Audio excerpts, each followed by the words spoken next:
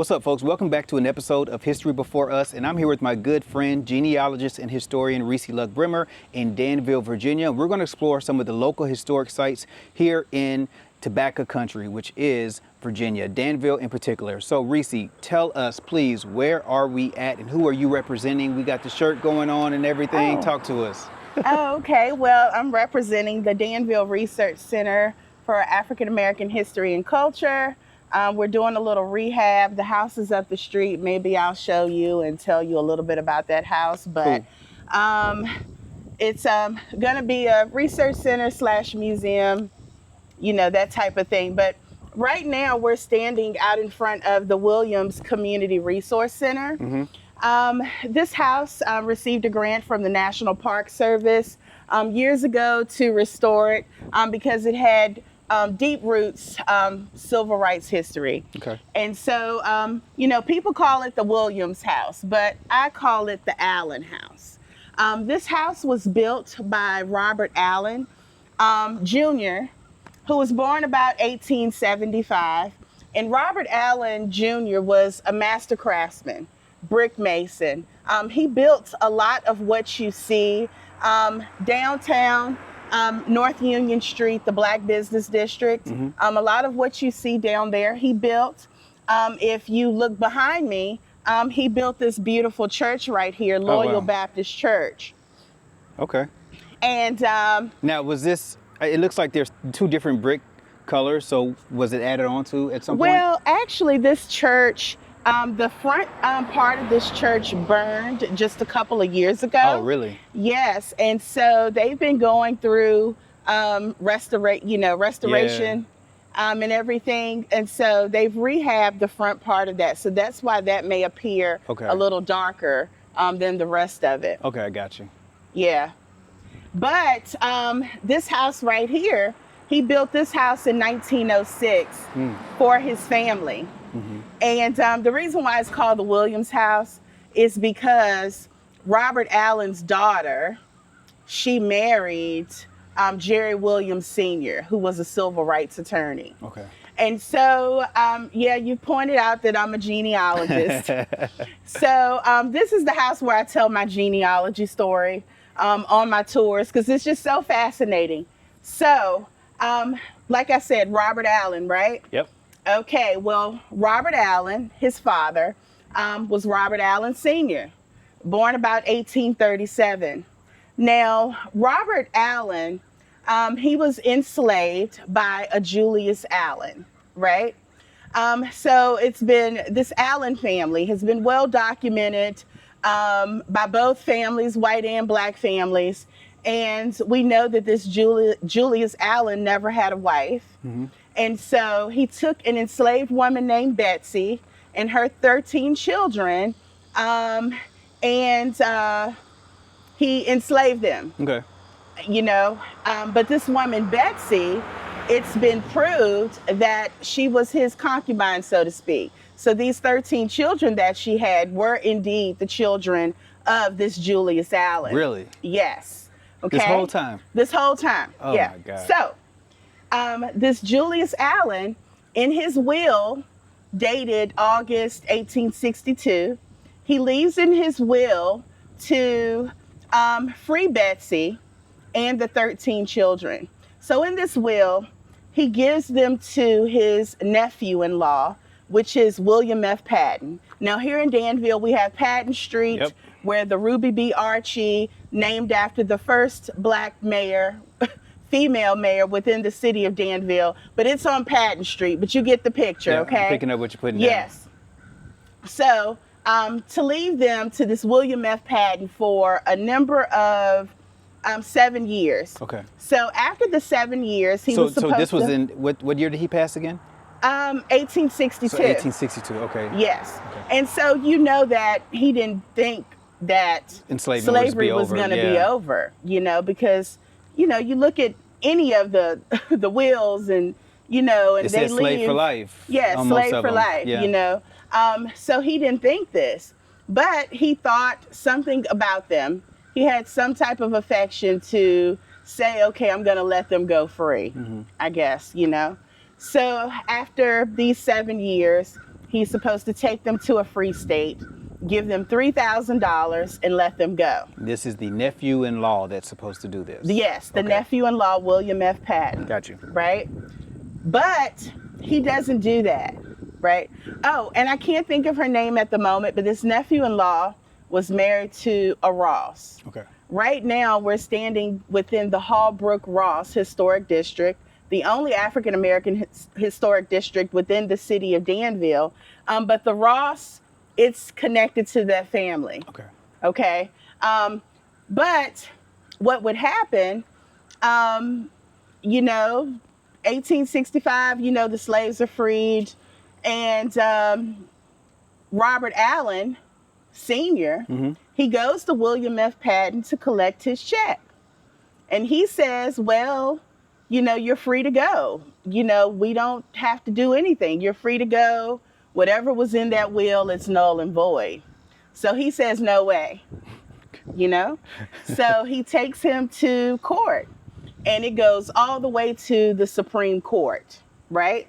Now, he lost. But I tell everybody, you have to think of the time frame we were in. Yeah. This is like maybe the beginning of Reconstruction, somewhere around those, And just to think that he had, just to think of the balls that he had. Yeah. You know what I'm saying? Just to say, okay, I'm taking you to court, And so you can actually look for this case. You can actually Google this case, Allen versus Patton. Wow. It's just one of those, big cases back during that time that made a big impact. Sure. Because it's been studied by scholars and, teachers all over. So you can look for that. Like I said, he lost. But the genealogy within that story, you never know what's in your past that contributes to who you are or why you do the things you do. So this Robert Allen Sr., he has the Robert Allen Jr., the craftsman architect that builds all this stuff around here. Yeah. And then Robert Allen has, a son-in-law, Jerry Williams Sr., that has two sons. Robert Williams, well, he has more than two sons. He has 4 children total. But out of the 4, 2 of his sons graduated from UVA's law school. So the first 3 graduates, African-American graduates from UVA Law School, were from Danville. Okay. The first one being Gregory Swanson. There's a statue and, all of that at UVA for him. The second one was Isaac Cosby Hunt. Okay. Isaac Cosby Hunt was the grandson of this Robert Allen. Oh, wow. Robert Williams was number 3. Robert Williams was the grandson of this Robert Allen Sr. And this Jerry Williams Jr. was number 14. And he was also the grandson of this Robert Allen Sr. That's an amazing so you see genealogy. Where I'm going? That's an amazing genealogy story, that's for sure. So UVA descendants, obviously they have, there's a group that's down there and you're involved with that as well. Yes. So I'm sure your UVA expertise descendants of brings slavery, yes. a whole nother level to this as it relates to Danville, Virginia. Okay. So that's the genealogy story of this house. Yeah. Are we able to go in or no? No, Okay. I don't think. The gatekeeper isn't here. Let me see. That owns? Okay. Let me just see, because this is the office currently for the Danville Neighborhood Development Corporation. All right. And they do a lot of revitalization within the community. Okay. And let me just see if she's in here today. Oh, it's open. Okay. So it's open. Cool. So now this gallery right here, this is a small gallery that I actually put together before they dedicated the house. Okay. This is Robert Allen Jr. that built this home. Wow. And this is the Williams family. That's Jerry Williams Sr., who was the civil rights attorney. That is his mother, Addie Luck Williams, who lived to be well over 100. And she was an early school teacher within the schools. She actually taught I'm from a community here called Camp Grove. She taught at the Camp Grove School for over 50 years. Okay. And Now, so these is there were, any connection to you? The Luck? It's going The Lux is back, just a name that's here in this Yes. county, in this community. Yes. Correct. Okay. It's yes, but you know, there's so many family ties and you know, intermarriages and everything. But they might even be related to your Lux, the Paul Luck with the Keeseys that you're connected to. But these are her sons, Dr. Jerry and Dr. Clyde Luck, who were early Black doctors here. Wow. And so this is the family as, you know, it expanded. Yeah. The Williams with their greats. That's Hud, who was my classmate. So you can imagine how old that photo is. That's amazing. But, you know, like I said, this house, this down here is the original deed for the house. Yep, I see it right there. Allen. Yes, so Jerry Williams Sr., he did a lot of work with the NAACP Legal Defense Fund. Okay. So this house has seen the likes of Oliver Hill, Spotswood Robinson, and Thurgood Marshall before the Supreme Court Justice. Yeah. And just the detail. Like you all see this right here, and yes, and also, of course this is original. You know, the stairwell is original. Yeah. So. Good stuff. Shout out to this brother right here. Cool. Anything else in the house we should be looking at, or I'm do we not need to sure. I mosey don't think on? because I think this is an office. Yeah. And I don't. Yeah, this is an office. This is a beautiful tribute, upstairs were apartments. Okay. And when was the last time that someone from the family actually lived in this house? Oh, I'm gonna say the 90s. The 90s. Okay. Yes, because my classmate, he was living here when we were in the 11th grade. Okay. And this house caught on fire and they moved. So it was the late 90s. Did you always know the significance of the house, or did you know? Oh yeah, because just of the close family ties. Yeah. You know, so I've always known the history. This whole street, Hallbrook Street, was kind of like the place, the happening place, you know, for African Americans within the city. Okay. You know, a lot of like where I grew up, a lot of our Black communities, they were out in the county, you know, before they were annexed. Yeah. But this one is right here within the city of Danville. Okay, got you. And I see there's some things on here about the NAACP, of course. Yes. And then we move on over, Williams for counsel. And it looks like there's a letter that was written right here from Mrs. Williams to someone in Washington, D.C. So that's dope. Love to see these old records. And I have something I could writings. show you too. Out of Jerry Williams Sr.'s, the 4 children, 3 of them are attorneys. And Carl, which is the father of Hood, who I pointed to the picture, he's a sports editor. And quite the historian himself. Okay, good stuff. You know? So what about these other houses along this street? Did he build these as well? Well, he built, he was an elder at Hallbrook Street Presbyterian Church. Okay. That we'll pass in a minute. And that was, he built that church. Okay. Cool. So does that wrap us up here? And then we'll mosey on to the other site. So hopefully you all enjoyed this very first part of my tour of Danville, Virginia, and we will head to the next site. And we are going to get into some Civil War history as well as some civil rights history here in Danville, Virginia. So as you see right here, this is the historical marker for the last Confederate capital, and that is what we are in front of. It was the home of Major W.T. Sutherlin and is regarded as the last capital of the Confederacy, April the 3rd through the 10th, 1865.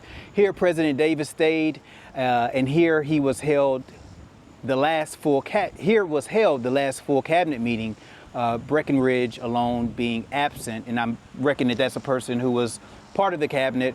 The establishment of the Confederate government in Danville ended when the news of Lee's surrender arrived on April the 10th, and this was erected in 1939. At the bottom, talk to us. This is the home behind us, Reese. Yes, this is the Sutherlin Mansion. the former Sutherlin mansion that was owned by Major William Sutherlin. This house is now also the Danville Museum of Fine Arts and History. But I know you just saw where it was from the marker text that it was the last capital of the Confederacy.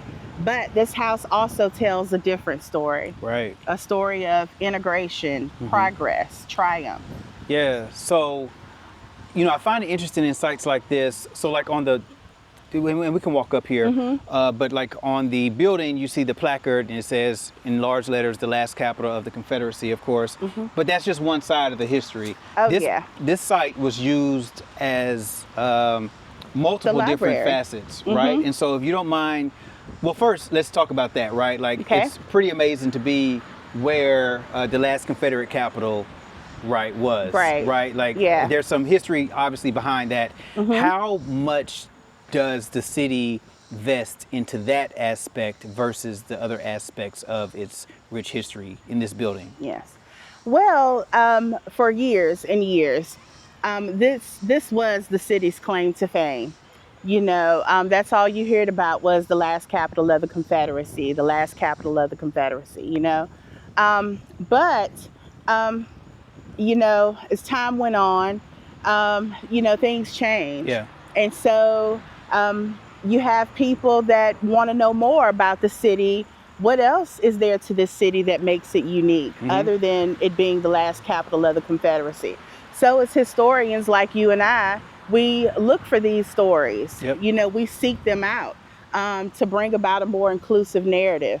For this, this place was often looked upon, frowned upon. People wouldn't step foot in this place. And now, it's been so many changes. We truly look at this as being our museum now. From a more inclusive perspective. Oh, yes. Yeah. Because even though this is the last capital of the Confederacy, so to speak, over the years, it became different things. Yeah. So in the 60s, it became our public library, the segregated public library. And then everybody knows about February the 1st, 1960, when the 4 students from A&T's campus, staged a sit-in at the Woolworths, right? Well, that one sit-in influenced all the youth all across the South. So everybody wanted to emulate it. So Danville was no different. So you have youth from Langston High School, the all-black high school, to name a few: Chalmers, Mebane, Robert Williams, Jerry Williams, just a few. They staged a sit-in here. Right here. Yes. April the 4th, 1960. So this is 2 months after Woolworths. Isn't it amazing how one act can spread to so many other communities? And how it can inspire just, a whole group.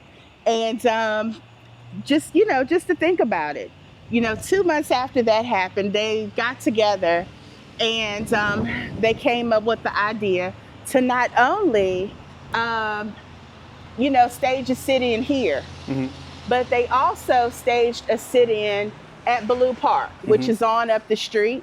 Ballou Park is, that's our park, but it was once segregated too. Ballou, how do you spell that? Ballou, Ballou. Oh.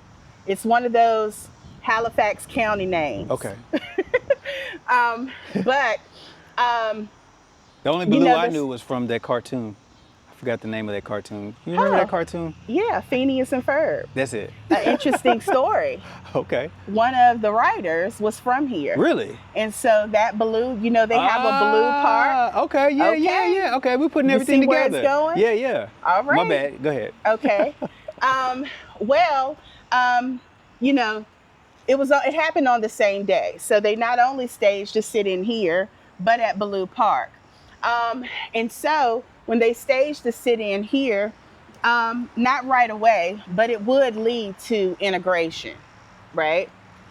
So from that day, you would see the process start to get the ball running to integrate the library, right? And so integration wasn't easy. They took all the seats out the first day, all of those little, Yeah. petty things. But the library was integrated. And now the Danville Public Library is renamed the Ruby B. Archie Public Library, which is named after the first Black female mayor. Oh, wow. So what a change. Yeah. But for the efforts that happened here with the sit-ins in 1960, this house is now on the National Civil Rights Trail. Dope. So it joins Farmsville and Richmond. And just think about it. The last capital of the Confederacy, but this is also, a place of, integration story. Yeah. So it tells a totally different story. And so my former colleague, Emma Edmonds, historian extraordinaire, she was a researcher of the Danville Civil Rights Movement, and she did an exhibit on it before she passed away, right before COVID hit, and she donated it to the museum. So we now have a civil rights exhibit here. Okay. Not only that, but we also have an exhibit on Camilla Williams, the singer, who was the first Black opera singer. Yes. So. Yeah, and I did see that the last time I was here. And you all, I wish we were able to go inside today. I've been in before, but unfortunately, there's no one staffed at the moment. Otherwise, we would have been inside. But you got to just make sure to keep checking back to the channel because potentially one day we'll be able to get inside. It's not hard to do. I'm with the queen of history here in Danville, Virginia, but just today we weren't able to go inside. So that's pretty remarkable. And I'm thinking about just, what Sherman and the Union Army did. Like, was this city burned as bad as some of the other places? Because for this to even still be standing, as well as some of the other places that you've shown me as it relates to the Confederate Army, it's still intact. Yes. No, Danville did not see any war. At all? No. And it was, because of the railroad, it was just easier for them to come through, here to kind of escape, so to speak. But Danville did not see any war. Okay. So back to However, we had several, 3 to 4 Confederate prisons. Yes. That housed a lot of Union soldiers. And one of them was just torn down. Yes, one of them was torn down about 2 years ago. This place was built by the formerly enslaved. Yeah. Because we know that William Sutherlin, he did own slaves. He had a factory here within the city. Also, out in Pennsylvania County, there's a small township called Sutherlin, which is named after him. And that's where the plantation home and all of that was. But slaves did build this home, and they're ready to tell that story. Absolutely. They're preparing to tell the story of the slaves who built this place. That's good. And as you all see right here, this is the Sutherlin House, and it's registered on the Virginia Historic Landmark. And then over here, you'll see where it's identified as the last capital of the Confederacy.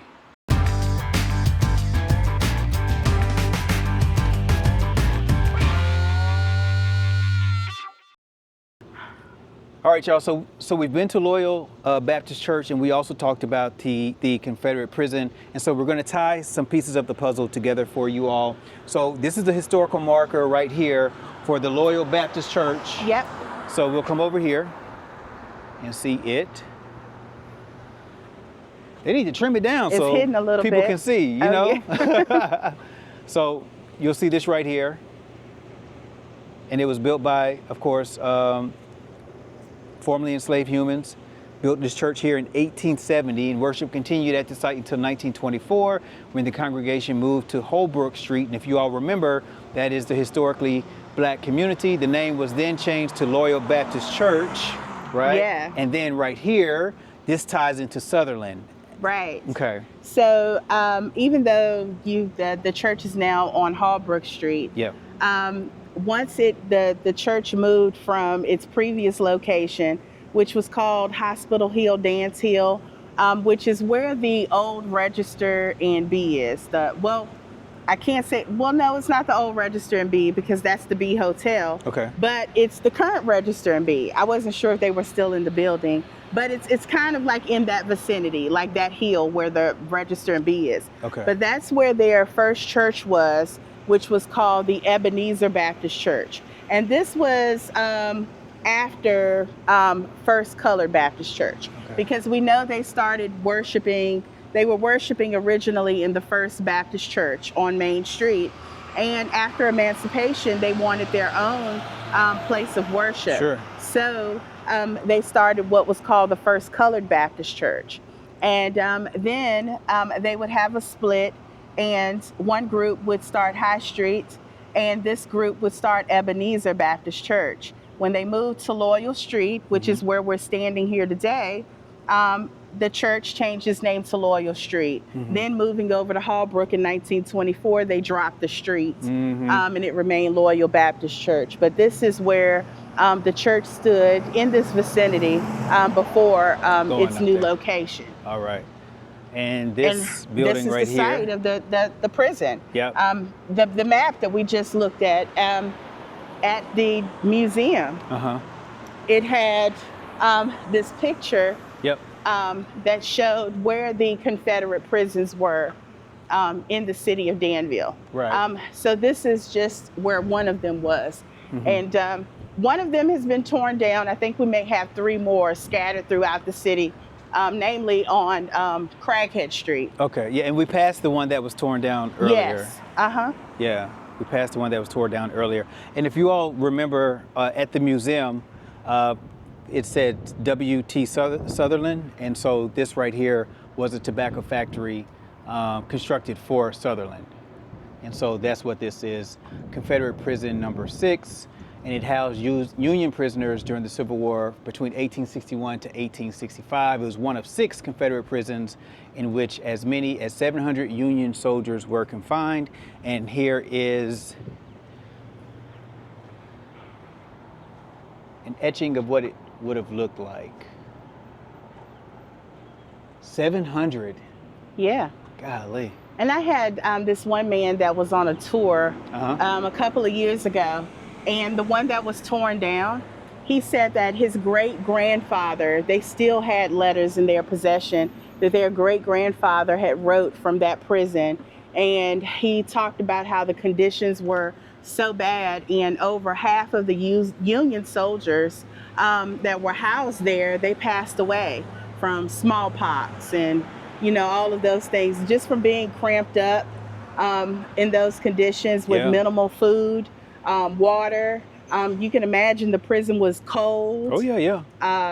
So but you know what they had say, to endure a lot. Nothing fair in war, right? Right.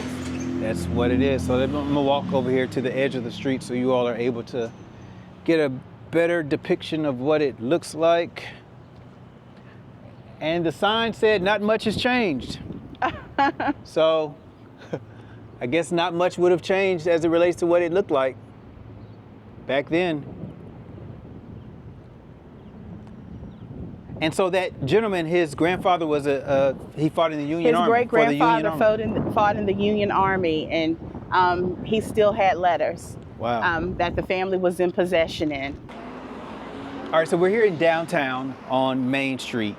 And you were mentioning earlier while we were in the car that pretty much these buildings haven't been touched. Oh, no. Right. All of the original facade, all of these buildings are at least they're over 100 years old. Yeah. Something very important happened here as it relates to telling a full story of people, even post-emancipation, who were unfortunately still experiencing terror in this community, right? So do you mind if we walk over there and you kind of give us the update or some information on what happened here? Recently there was a historical marker that was put up, and I'm sure you were part of that. Yes. Right? So if you don't mind giving us that story, that'd be great. Okay. Oh, come on. Yep.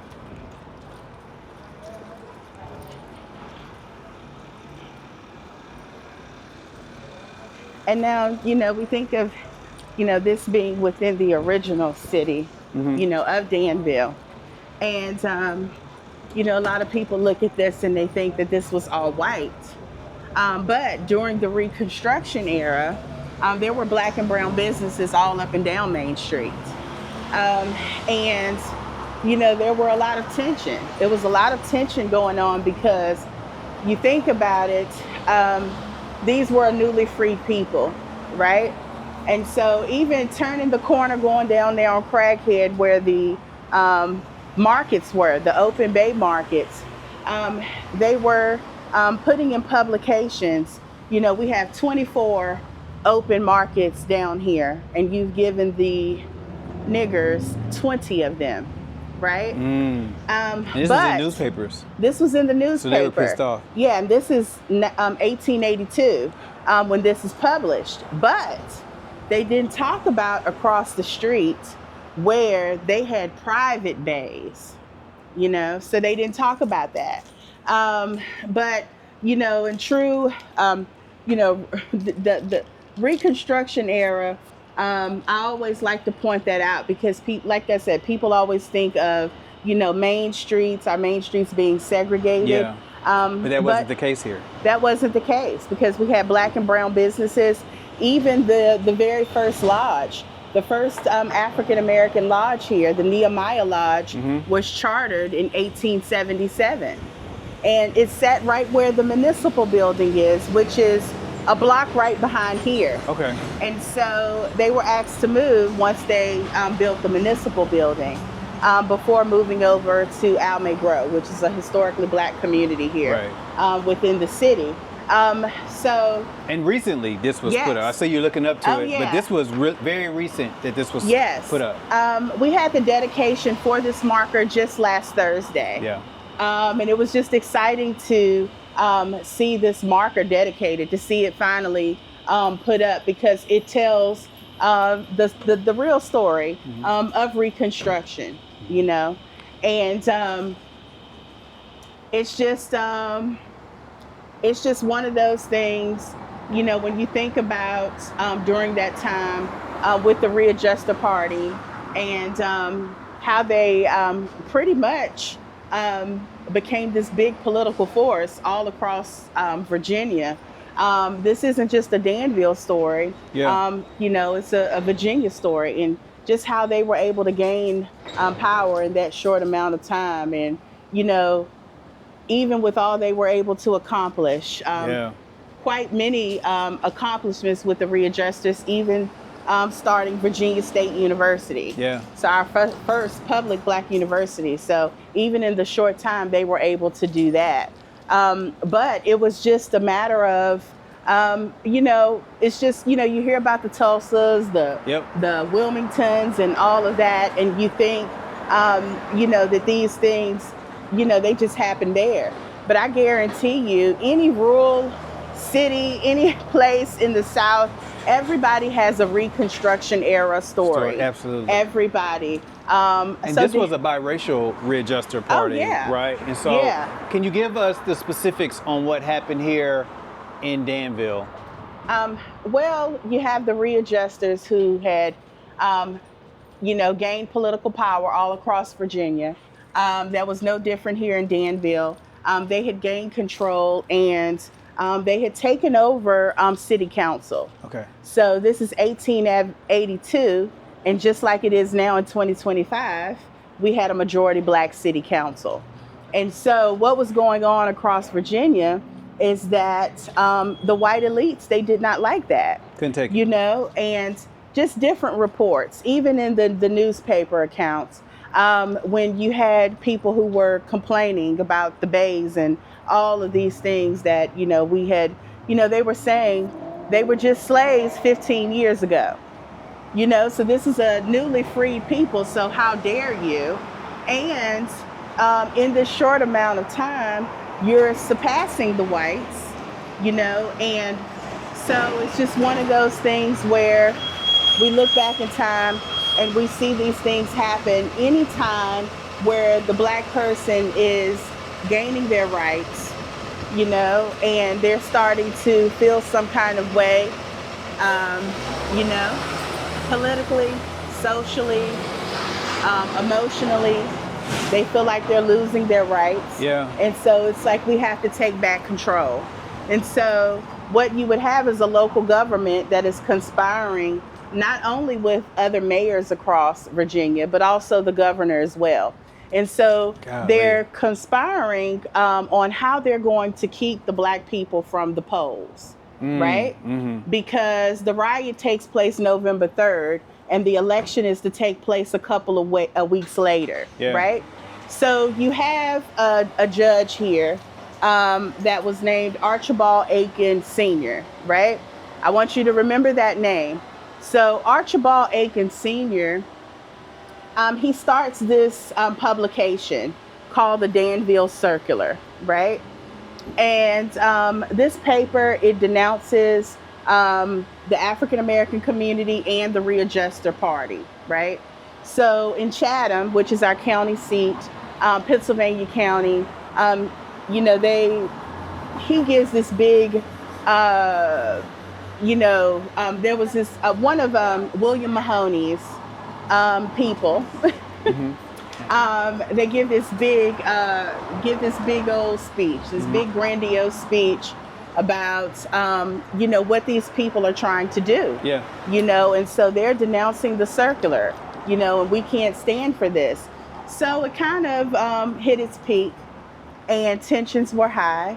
And so the following day, which is here, right on Main Street, there's an argument. Yeah, I see it right here. Right. There's an argument between a black man, a couple of black men, and a couple of white men. I do have a listing of the names. I can't call them all. But, you know, it kind of, a street fight happened, so to speak. And, but this is all by design, you know. All of these things were trumped up because they wanted to keep the Black people from the polls. Yeah. You know? And it says right here that, it says right here, as you all see, it said that this led to the demise of the Readjuster Party and an end to Black political power. Let me raise this up so y'all actually can see it. In Virginia until the 1960s. So we're talking from 1883 into the 1965 with the Civil Rights Act. Golly. So just think about it. Because during that time, even though legally black men were given the right to vote, with all of the intimidation tactics, the rise of the KKK, and thoughts of being lynched, people were scared. People were scared all over the South. For sure. And so just think about it. You got a predominantly black city council, and then a couple of weeks after that, not one black person makes it to the polls. That's wild. And so it would be almost 100 years later before, right? And so that particular judge, Archibald Aiken Sr., generations later in 63, Danville Civil Rights Movement, Bloody Monday, his son, Archibald Aiken Jr., was the judge on record. Good God Almighty. Yeah. It's in the blood. In the blood. Pun intended. Okay, so that's some more history right here in downtown, you all. And I love older downtown, so like I love the vibe of this. You know what I'm saying? It's not too packed, and you still have. Oh yeah, we have a beautiful, charming downtown. Yeah, it's really charming, and I love that. But then there's always these stories that are also connected to these beautiful, charming downtowns that are often some hidden. of them aren't beautiful, and some of them are just downright terrible, and then some of them are heroic stories of triumph. All right, so last leg on the tour, we are at High Street Baptist Church, and this has significance for a lot of different reasons, but one of the reasons also is because of Dr. Martin Luther King Jr., right? Yes. And I remember the first time that I came here, you had told me about this, and I was like, okay, yeah, I remember that church. So give us the rundown. This is High Street. This is one of the first black churches within the city of Danville. And this church here, remember when I was talking about Professor William F. Grasty on Hallbrook? Well, his father, John Grasty, was a craftsman architect. He built this church right here. So he probably would have been born probably somewhere around 1850 or so. Wow. But he built this church right here. And this church is called the, this church was so, I refer to it as a sanctuary almost, because this is where the protesters from the 60s, mainly 1963, this was the meeting place. This was the gathering place. This is where they would decide where we're going to protest today, where we're going, how we're going to do it. This is also the site where Dr. King spoke. He spoke here. He came to Danville 4 times total. So if you turn the camera around, that brick building right there, Yes. that is the Danville City Auditorium. Okay. So the first time he came to Danville, March 26, 1963, That's where he was at. he spoke to a crowd of more than 2,500 people there. Wow. Right? And so the next 2 times that he would speak would be right here at this historic church. And so the 4th time he would come into Danville, this would be after March on Washington, but he would kind of come here to kind of have a meeting to see what their next steps were going to be. But he didn't give a speech that last time here. And things would kind of calm down because we had JFK, the murder of JFK.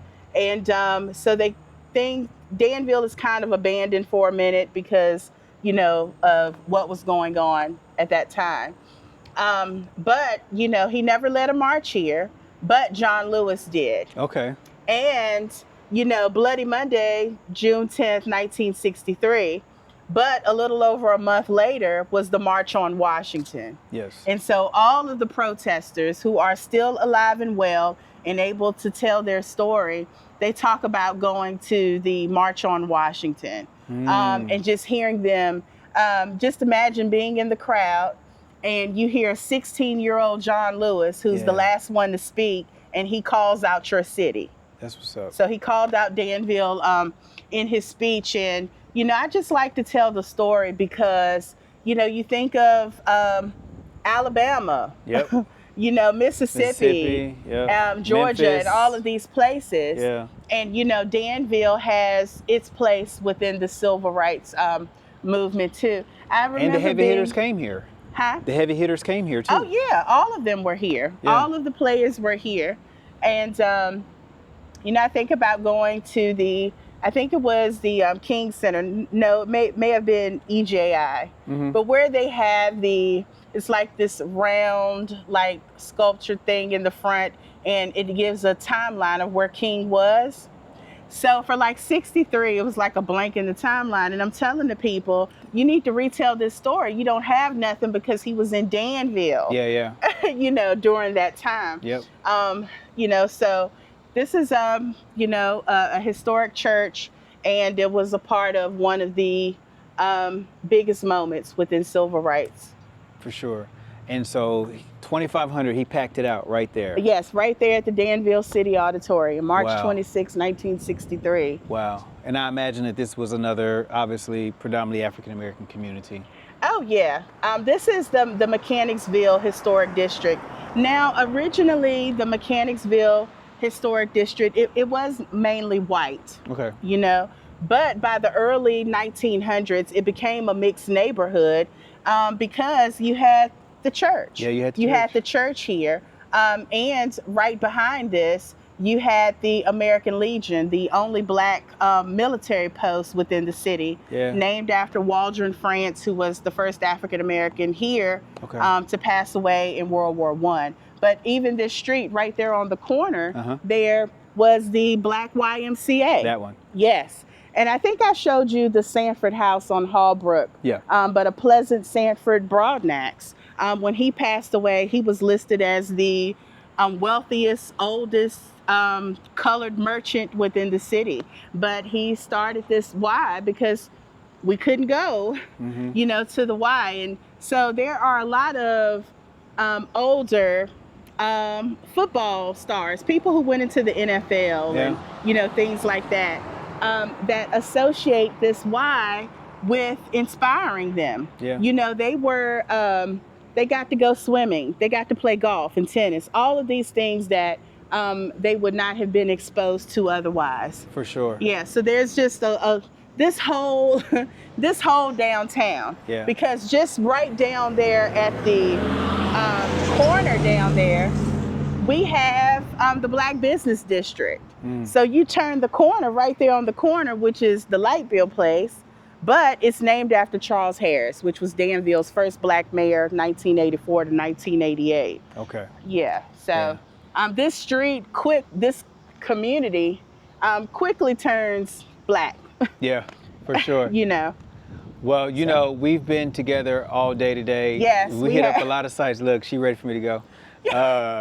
But tell people where they can find you, the importance of the work that you do, as well as others, in preserving the history here in Danville, Virginia, Black history here, in Pennsylvania County in general, and, you know, let people know how they can contact you as well. Well, this work is so important. Just think about it. When you look at me, you are looking at the 1%, the less than 1% of people that look like me that do this work, whether it's archaeology, anthropology, public history, genealogy, less than 1%. I do this work mainly in my city because I just want people to know the true history, these stories that are often hidden from us. And, you know, I feel like we're such in a race to preserve our history because things that we would view as tangible, especially these historic buildings and sites that you see, they're at risk of being torn down. Yeah. You know, so it's not only our narratives that are at risk of being lost, you know, but the history of our historic sites as well. But it's just to bring about a more inclusive history. You know, I told you earlier how when you come into this city, you always get that one view. This is the last capital of the Confederacy. Okay, what else happened here? Sure. You know, so it's our story. And it's something it inspires. It inspires the youth. It even inspires the elders. It gives them something back to look on, you know, so they can say, this is how far we've came. And then the youth can look at the elders and be like, man, you went through that. For sure. This happened in my city. Oh, I didn't know that. I didn't know that my grandfather was the first Black dentist or my, you know, and so it just brings about a sense of pride, you know, amongst our people, you know, to know who we are. Absolutely. You know, we weren't meant to know who we were. Yeah. You know, it was by design for that to be the case. It was by design. So just to uncover these things, you know, it's just been a sense of joy to me. And I hope that I'm making my ancestors proud. Namely, my grandfather, Reverend Bedford Luck, is because he is the reason why I'm a historian today. Because he was known as the community historian. And he was a talker just like I was. So they were always running, go on in there and talk to your grandpa. And, you know, he nurtured that. Yeah. And so he would tell me all of these stories about his ancestors. And I just grew up nosy anyway. And I think we all are as historians, but I just wanted to know.